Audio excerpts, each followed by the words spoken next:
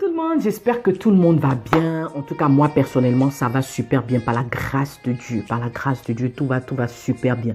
J'espère en tout cas que la vidéo du lundi dernier vous a fait beaucoup de bien. Aujourd'hui, nous sommes encore un lundi. Vous savez, vous me voyez devant votre écran. Par la grâce du Seigneur, en tout cas de mon côté, tout va super bien. Et j'espère en tout cas que par la grâce de Dieu, tout va bien. Amen. Le lundi dernier, on a parlé en fait d'un personnage de la Bible, Bartimée, l'aveugle. Pour ceux-là même qui se rappellent, Dieu l'a restauré. Amen. Mais il y a un trait, il y a une qualité en fait en ce monsieur qui m'a impressionné pendant encore que je lisais ce passage. C'est la persévérance. Vous savez, tu as peut-être beaucoup prié pour un sujet. Aujourd'hui là, tu es découragé. Amen. C'est-à-dire, je ne sais pas que tu es découragé, mais les gens sont en train de te décourager. Voilà ce que les gens sont en train de te dire. Parce que la Bible dit quoi? Je vais repartir dans le verset, dans le truc. C'est Marc 10, à partir du verset 46. Ils arrivèrent à Jéricho, et lorsque Jésus en sortit avec ses disciples, et une assez grande foule, le fils de Timée, Bartimée, mendiant, aveugle, était assis au bord du chemin. Il entendit que c'était Jésus de Nazareth, et il se mit à crier: Fils de David, aie pitié de moi. Plusieurs le reprenaient pour le faire taire, mais criaient beaucoup plus fort. Amen. Fils de David, aie pitié de moi. Jésus s'arrêta et dit: appelez-le. Ils appelèrent l'aveugle en lui disant: prends courage, lève-toi, il t'appelle. L'aveugle jeta son manteau et se levant d'un bond, vint vers Jésus. Jésus, prenant la parole, lui dit: que veux-tu que je fasse? Rabouni, lui répondit l'aveugle, que je recouvre la vue. Et Jésus lui dit: va, ta foi t'a sauvé. Aussitôt, il recouvra la vue et suivit Jésus-Christ de Nazareth. Moi, je suis venu dire à une personne ce matin, tu sais, l'opportunité se présente à toi ce matin. Saisis-la. Amen.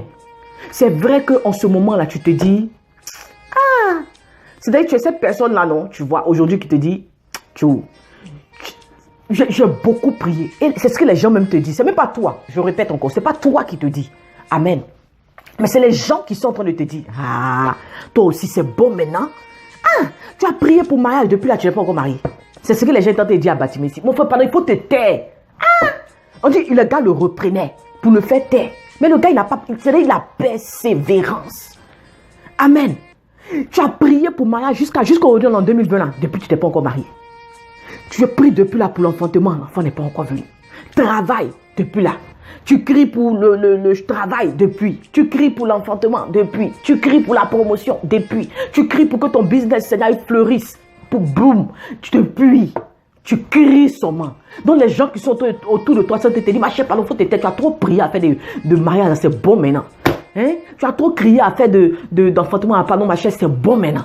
C'est ce que les gens sont en train de te dire. Je dis, tant que tu n'as pas vu ce que Dieu a mis dans ton cœur, la Bible dit que c'est Dieu qui met en nous le vouloir et le faire selon son bon plaisir.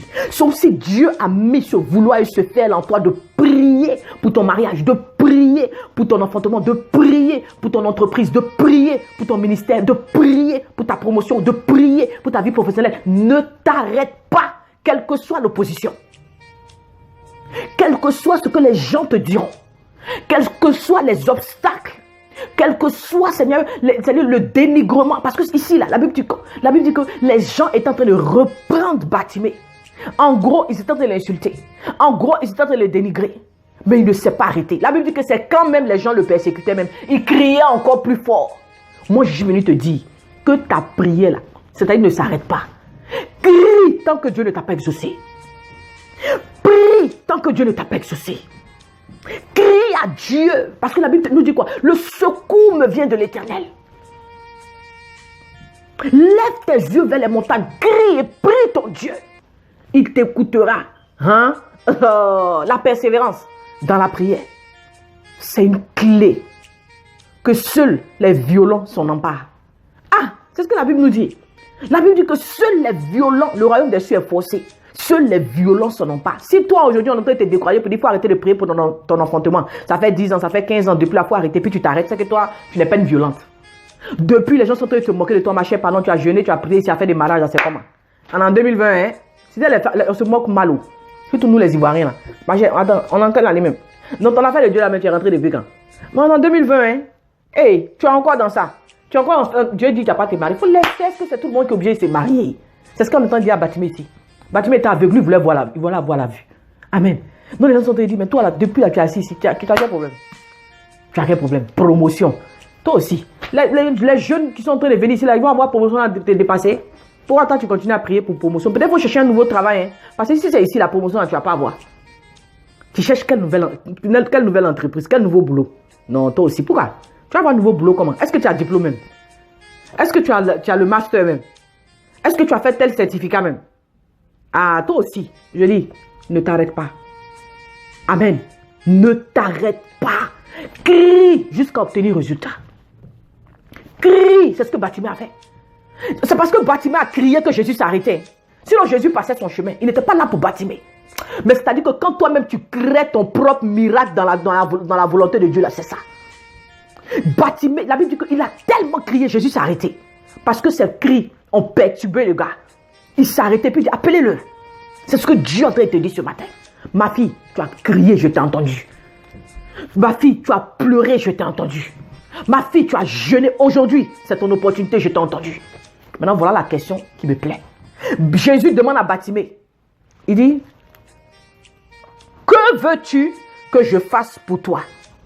Rabouni. C'est ce que Batimé a répondu.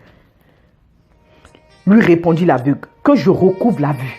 Écoute-moi, tu as beaucoup prié pour mariage. Aujourd'hui, Dieu est en train de te donner l'opportunité, là, pardon, ne va pas parler de travail. Parle l'affaire de mariage, là. Tu as beaucoup parlé d'enfantement. Aujourd'hui, Dieu, au travers de cette vidéo, est en train de te donner l'opportunité pour dire, je t'écoute maintenant, dis-moi. Pardon, ne parle pas d'autre chose, tu parles de ton enfantement seulement. Il a été clair et il a été précis. C'est pour ça que moi je dis aux gens tous les jours, quand vous priez, ne t'attendez pas. Soyez clair et précis. Amen. Soyez clair et précis. C'est important. Dans vos prières, soyez clair et précis. Seigneur, je veux un travail avec tel salaire, dans telle localité, à côté de ma maison, à cause de mes enfants. C'est tout. Voilà la prière que moi autrement je fais. Seigneur, je veux un nouveau boulot à côté de ma maison, pas loin de mes enfants. Ainsi, je pourrai avoir une vie de famille stable, épanouie. C'est clair, c'est net et c'est précis. Seigneur, je veux mon enfantement. J'ai longtemps entendu. Je veux moi aussi des cris de bébé dans ma maison. Je veux mon enfantement. Je veux connaître la joie d'être mère. Seigneur, je veux mon mariage. Je veux me marier parce que tu as dit dans ta parole que l'homme quittera son père et sa mère, s'attachera à une femme. Ainsi, les deux feront une seule chair. Tu as dit dans ta parole que là où un ou deux se mettent ensemble pour prier, tout ce qu'ils vont demander se réalisera, s'exaucera, tu exauceras. Amen. Voilà comment toi tu dois prier maintenant. C'est l'opportunité que Dieu te donne d'avoir une clé. C'est là qu'il est venu vers toi aujourd'hui, au travers de cette vidéo. Marie-Jeanne, je veux t'exaucer. C'est toi il appelle ce matin. Laure, je t'appelle. Camille, je t'appelle. Mireille, je t'appelle. Karine, je t'appelle. Ange, je t'appelle. Amen. Didier, je t'appelle. C'est ça. Dieu est en train de t'appeler aujourd'hui. Comme il a appelé Batimé.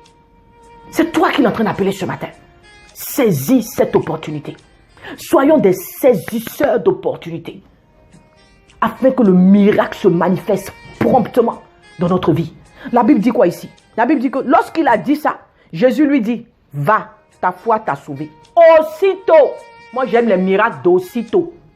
Amen. Quand on dit miracle, là, ça n'a qu'à être maintenant. Aussitôt, l'aveugle a recouvert la vue. Il suivit Jésus. Lorsque Dieu va te bénir, là, on n'a pas dit de prendre un chemin différent. On n'a pas dit de dire maintenant, l'enfant me fatigue au point là, l'église, mais c'est compliqué. Ah, mon mari, là, tu sais, il me fatigue un peu, donc je ne peux pas aller, Ah, mon travail, là, même, ça me prend tellement de temps, vraiment, à faire l'église, là, à faire des jeunes, là. Ah, ma société, là, vraiment. On dit que lorsque Batimé, Batimé, lorsque, amen, il a recouvert la vue, il a suivi Jésus. En chemin, ne t'arrête pas. Après le miracle, ne t'arrête pas. Voilà ce que j'avais pour toi, en tout cas. Sois béni, passe un excellent lundi, que Dieu te bénisse. Amen, amen, amen.